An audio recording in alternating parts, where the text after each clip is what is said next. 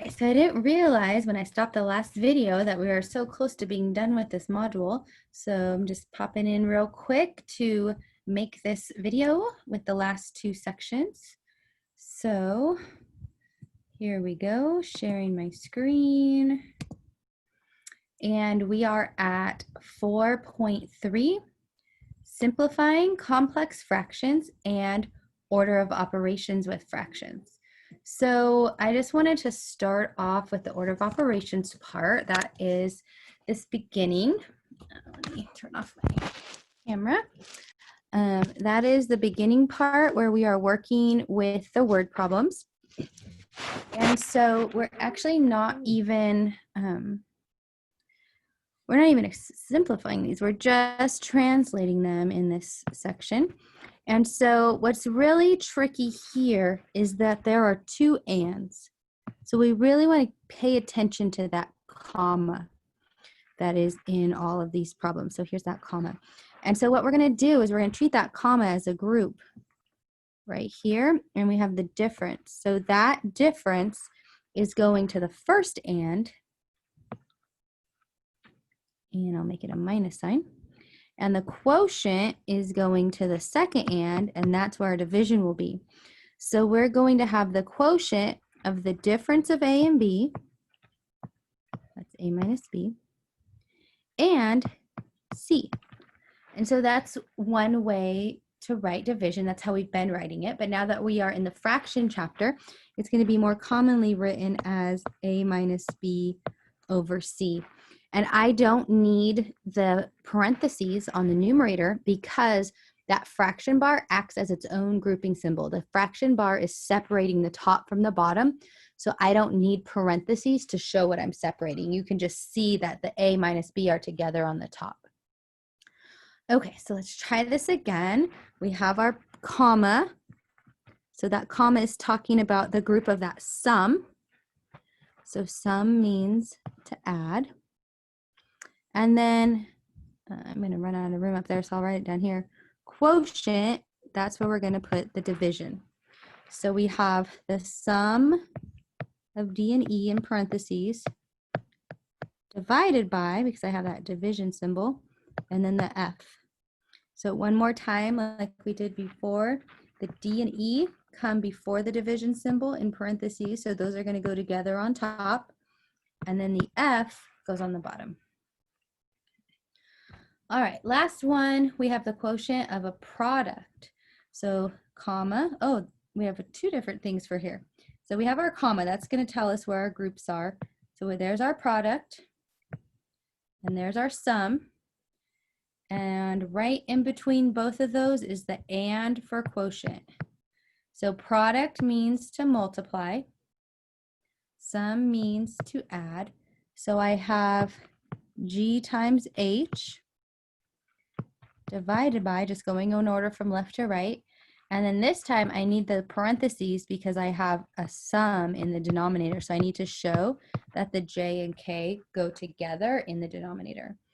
And again, since this is the fractions chapter, we're writing all of the answers as a fraction. So we'll put the G and H on top and then the J plus K on the bottom. And since you can clearly see where the top is and where the bottom is, I do not need parentheses to show you where those go. So therefore, you do not need parentheses in your answers. So notice all of these were kind of a double problem, or the bottom one was triple with three ands. And so they all had quotient because these are fraction. This is a fraction chapter, but you just need to focus on where to put that division bar and make sure all the top stuff goes on top and all the bottom stuff goes on the bottom. All right, so now on to the order of operations. And so this is just going to be a chance to be patient and just to work through every step. Remember I said a few minutes ago that that fraction bar is a grouping symbol. So I'm going to work through the top and the bottom separately, and then I'll do the division at the end. So on the top, I have 3 times 9 minus 4 squared gives me 16. And on the bottom, I have 12 minus 36 which gives me a negative 24. The bottom's already simplified. I'm not doing any reducing. I'm not going to do anything with that until the very end. I want to clean up all of those grouping symbols first. So I have 3 times negative 7. The bottom's already simplified. So that will give me a negative 21 over negative 24. And now I can say the 2 minus signs turn into a positive. And then the 27 and 24 have a 3 in common. So 3 goes into 21 7 times. 3 goes into 24 8 times. And so the final answer is 7 over 8. It says simplify. So we want to make sure that the answers are written as reduced fractions, as reduced as possible. All right, trying this one more time. We have 45 plus 35. Oh, so I'm gonna kind of simplify as I go. So I'm gonna do this group, and I'm gonna do that group, and then I will do the bottom group. So 45 plus 30 is 75. 10 plus 4, or 4 plus 6, is 10. And then 70 minus 35 is 35. So cleaning this up, I have 75 times 10 over 140 times 35. Now, if you recall from the last video, I said you cannot reduce unless you are multiplying. Well, everything I have here is multiplication. So what I can do before I multiply is I can clean this up a little bit by saying anything from the top and anything in the bottom that they have something in common, we can reduce. So 10 goes into 10 one time, and it goes into 140 14 times. So now I have those numbers smaller. 35 and 75 both have, it looks like, a 5 in common because they end in 5. So 5 goes into 35 7 times. 5 goes into 75 15 times. And now I have 15 times 1 on top and 14 times 7 on the bottom. So obviously the 1 isn't going to cancel with anything because that's too small. But we have a 15 on the top that has nothing in common with 7 and nothing in common with 14. So my final answer will be to keep that 15 on top. And then on the bottom, I'm going to do 14 times 7 and get 98. And I don't need to worry about reducing that anymore because I couldn't reduce it when the numbers were broken apart. Therefore, I'm not going to be able to reduce it when the numbers are multiplied together.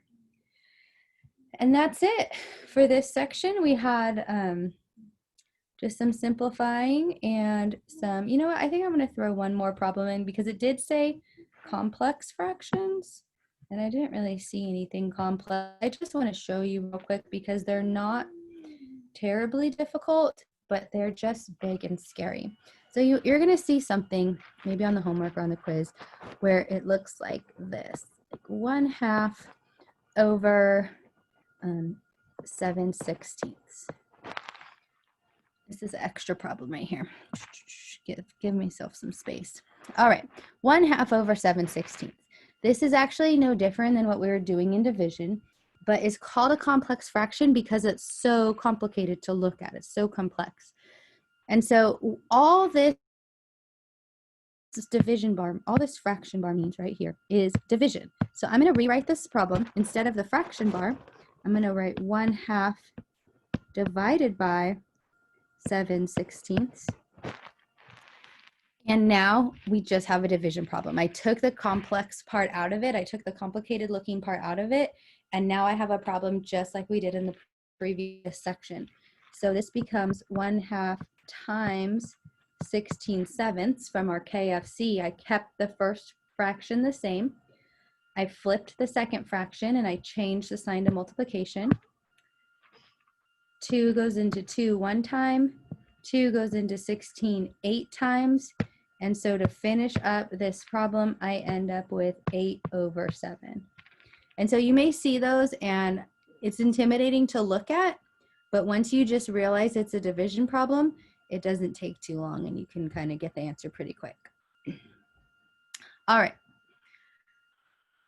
Oh, it's time to take a break.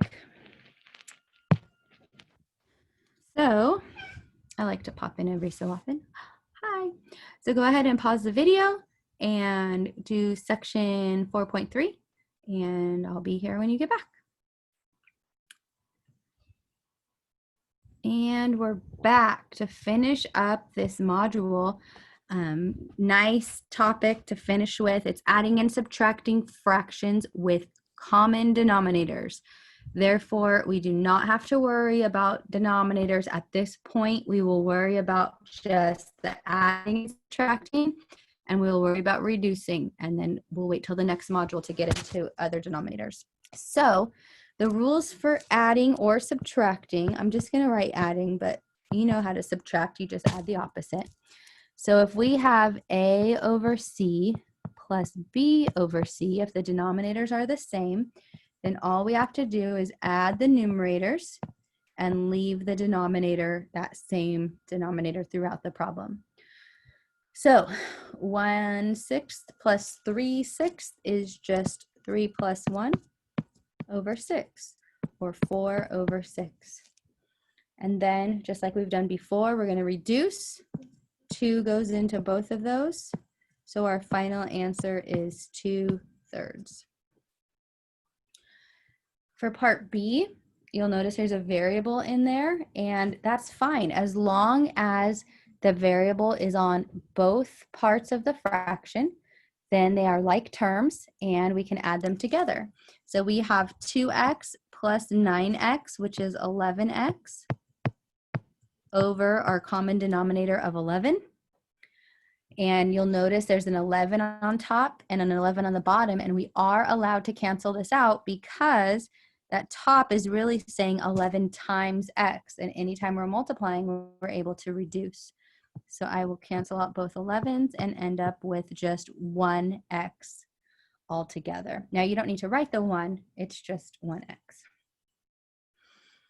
All right, last but not least, 4/10 plus 1/10 is 5/10, which reduces to 1/2. Subtracting is not any different. We already know how to add and subtract with positives and with negatives. So having this common denominator does not change anything in the difficulty level. I like to put the negative sign up top. So I'm just going to move this and put it up with the 4. And then for subtraction, I'm adding the opposite. So that's also a negative. And so we've talked about combining like terms before. Well, these aren't exactly like terms, just like the x's would be. However, since this is now an addition problem, I can add in any order I want. So I can leave this 3/7 alone with the positives, and I can add up the -4 and the -5, which equals -9. And I'm not worried about improper fractions at the moment. I'm still in the middle of the problem. But this way I could just add the two negatives together, and I don't actually have to subtract until now, the last step. 3 plus -9, well, 9 minus 3 is 6. And since the 9 is bigger, we're going to have a -6/7. That cannot be reduced, so that is my final answer. Over on part E, very similar setup. The only difference here really is the x's. So again, I'm going to move this negative up with the 9x. And then instead of subtraction, I'm going to add the opposite. These are all like terms. Everything has an x in the numerator. And these are all common denominators because all the denominators are 12. So I leave the 3x over 12 alone. And then I say -9x. And -2x is -11x. So that becomes -11x over 12. And finally, I have opposite sign. So I'm going to subtract. 11 minus 3 is 8. Negative, because the 11 is negative, over 12.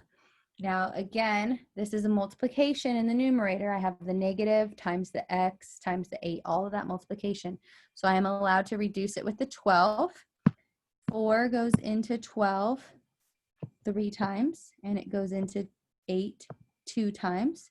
So the final answer in this problem is negative 2x, all of that's on top, over 3. And that is reduced, and that is simplified, and that's everything that we need to do. All right, in fact, that's literally everything we need to do because the next section is in the next module. So short and sweet and done with this. Go ahead and finish up all the homework, take the quiz, email me if you have any questions. Thank you.